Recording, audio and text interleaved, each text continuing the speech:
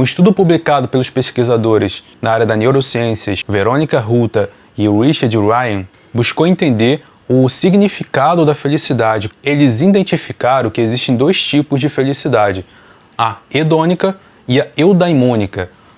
Você provavelmente já tem ouvido falar da expressão essa pessoa vive uma vida hedonista. O que seria hedônica? Seria pessoas que buscam prazeres a curto prazo. Já pessoas que buscam uma felicidade, praticam uma felicidade eudaimônica, são pessoas que visam uma felicidade mediante um esforço. Por exemplo, uma pessoa que pratica corrida. Ela começa a correr, existe um sacrifício, mas que ela visa futuramente um benefício. E é interessante que esse estudo encontrou na vida de pessoas que vivem uma vida hedonista, uma vida hedônica, que são pessoas que buscam felicidades rápidas, recompensas rápidas, é que essas pessoas, em momentos de crise, são mais propensas a não conseguirem passar pela crise.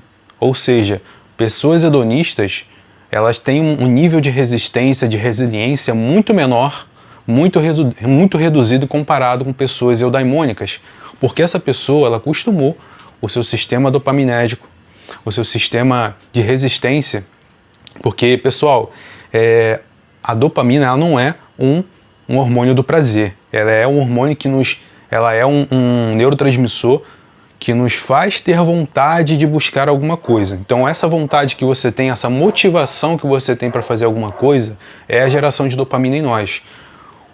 Existe um estudo feito com camundongos, para você entender o efeito da dopamina, que é o seguinte: eles pegaram camundongos, colocaram num recipiente, injetaram nele toxinas que matam, que eliminam a dopamina no sistema nervoso daquele camundongo. E aí, o resultado foi o seguinte: eles pegaram esse camundongo, tiraram a dopamina dele, colocaram um pote de ração que era bem saborosa para ele, na frente dele. O resultado foi que ele comeu.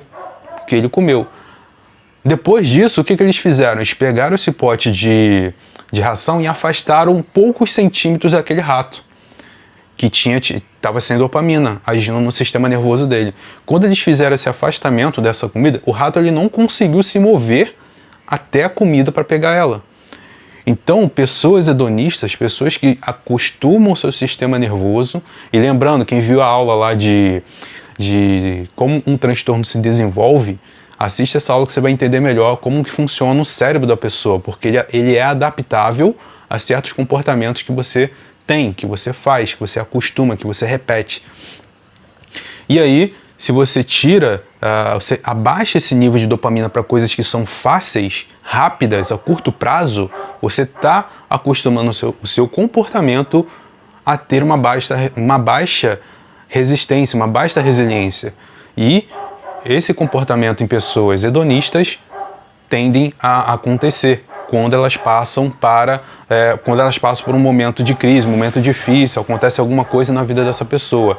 Agora, pessoas eudaimônicas são pessoas que trabalham o seu sistema dopaminérgico para ter uma resistência maior, passando por algum tipo de sacrifício. Então, essa percepção das pessoas de sacrifício, de dificuldade, ela consegue ter uma resistência maior. Então, por isso que essas pessoas elas conseguem, sim, no momento de crise, ser mais resilientes. No momento de dificuldade, ser mais resilientes.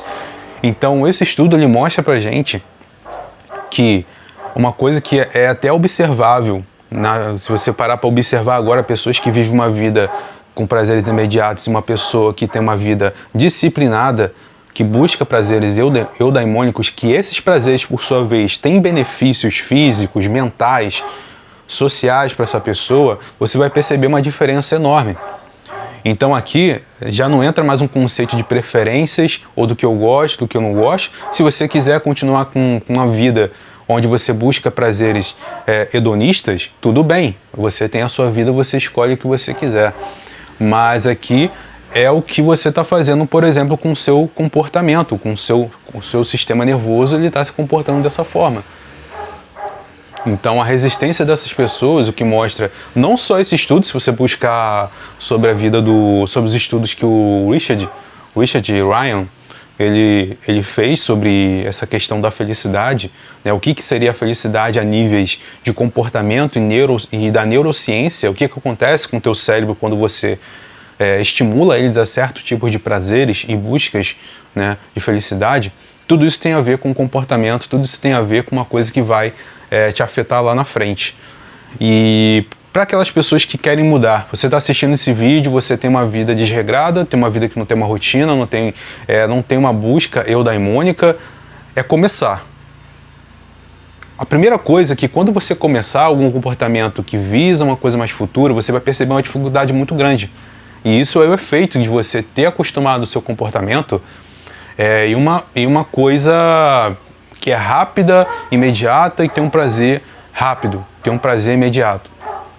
E isso é normal, porque a pessoa vai sentir uma dificuldade, ela vai sentir que é difícil, vai sentir que é uma coisa muito cansativa, tediante. Por quê? Mais uma vez, você acostumou o seu comportamento a ter prazeres imediatos. E quando você se coloca numa situação onde você percebe uma dificuldade maior, os níveis de dopamina eles são reduzidos. E você precisa meio que acostumar o teu comportamento, o teu sistema a ter esse novo hábito. Por isso que é muito difícil as pessoas adquirirem um novo hábito. Porque existe essa barreira inicial que a pessoa precisa de uma persistência maior em repetir aquele hábito, até que o hábito eudaimônico ele se torne um ato hedônico.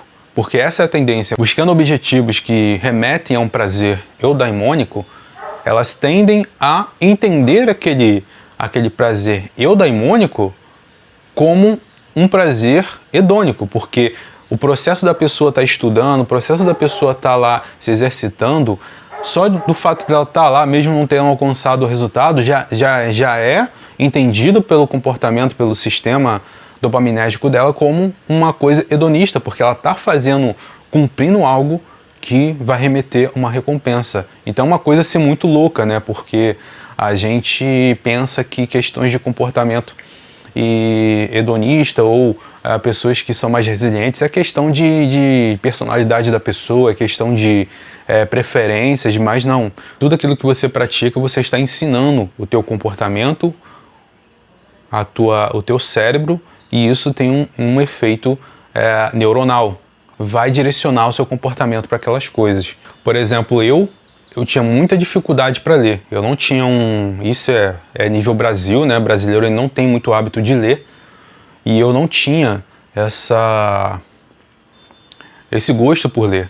Mas eu sabia, olha que louco, né? As pessoas que eu vivia uma vida hedonista, eu só queria saber de coisas que me remetiam a prazeres rápidos, né? E quando eu percebi isso, eu queria trocar, mudar de vez, né? E aí a primeira coisa que eu percebi que me remetia a uma recompensa, que me remetia a uma coisa que seria boa para minha vida intelectual, para minha saúde, era fazer exercício e a leitura, o estudo. Só que eu não gostava de estudar, eu não gostava de ler.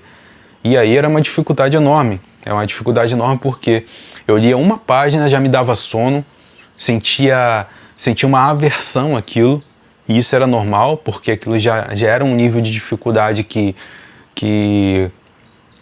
meu nível dopaminérgico já não aceitava. Mas eu persisti, eu forçava, né? Realmente, eu meio que lutava contra mim mesmo, eu forçava ali a ler uma página, depois eu acostumei, aí depois eu acostumei a ler uma página, já não me causava sono, já não me causava tédio, e eu comecei a avançar para 2 páginas, foi bem assim. 2 páginas, depois 5 páginas, depois 10, e assim eu fui avançando. Depois, isso já virou uma coisa que hoje para mim é uma coisa hedonista, que remete para mim um prazer hedonista de você só ler, de não sentir sono em ler, de não sentir tédio. É uma coisa que hoje eu gosto de fazer. Então você percebe como eu saí de uma vida hedonista para uma vida mais eudaimônica. Tá? E essa palavra eudaimônica é interessante que ela foi cunhada por Aristóteles, né? E que não tem como objetivo assim, somente a busca de uma felicidade individual, mas tem como objetivo a busca do bem comum. Então quando você tem um propósito, por isso que pessoas eudaimônicas elas vêm até essa recompensa dela, com uma coisa de propósito de vida, né? Porque é uma coisa a longo prazo e até que você leva isso a sua vida inteira. Então, se você tem esse pensamento eudaimônico, você quer avançar, pense nisso, que um propósito, e se esse propósito tem a ver com outras pessoas, porque não existe nada melhor do que você buscar o que o próprio Aristóteles vai dizer, supra o bem.